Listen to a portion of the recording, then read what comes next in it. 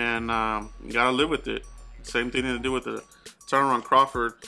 That's not to say that the Cowboys will make a move later on the contract. I mean, we don't know. There still could be something happening behind the scenes. Is there a chance that they're gonna try to make a move for Earl Thomas? I don't think they will, but that rumor is still floating out there, and it may pick up here officially tomorrow. So deadlines make deals. This is something Jerry Jones has said a couple of times. So expect some deals to start coming out here for the Cowboys. They still got to get under the cap to get their own draft class underway.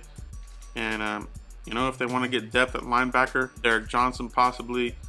And some of these other kind of just, you know, Navarro Bowman, these kinds of guys, and low-level entry, you know, depth kind of guys. But the Cowboys have to address these positions in the draft. No doubt about it. No doubt about it.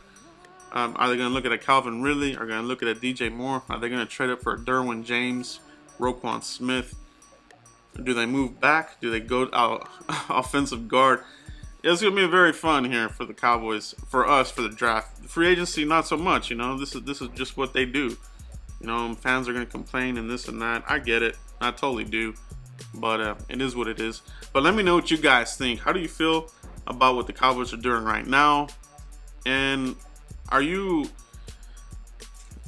you believe in the Cowboys' philosophy of going heavy on the draft and not, you know, really blowing it on free agency outside of our own guys? Let me know what you guys think. And as usual, guys, continue to like, subscribe, and share.